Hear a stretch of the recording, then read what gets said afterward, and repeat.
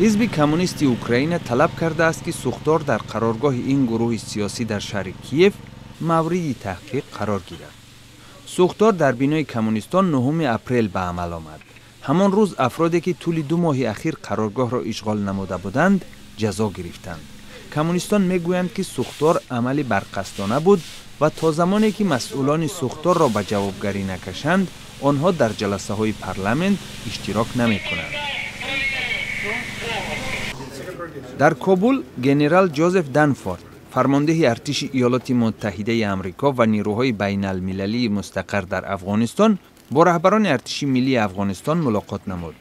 گنرال دنفورد به عمل افسر و سربازان افغان در رفت انتخابات پرزیدنتی 5 اپریل بهای بلند داده اشاره نمود که طالبان نتوانستند این روند را خللدار کنند.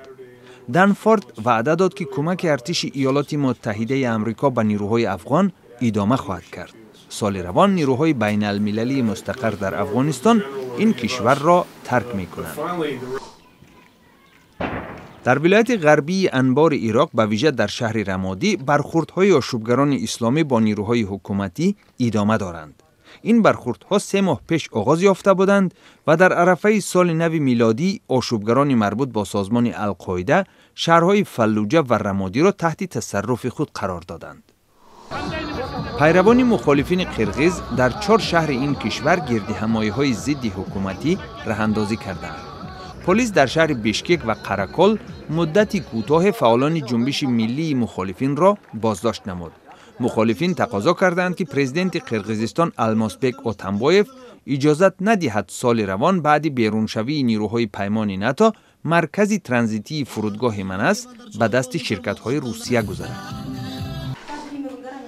در قزاقستان 2 نفر به خاطر بی‌اعتنایی به وظیفه مجازات شدند. اخیراً کمش 10 سوختار بازارهای گرد و اطراف بزرگترین شهر قزاقستان الماتا را با زیان جدی مواجه نمودند.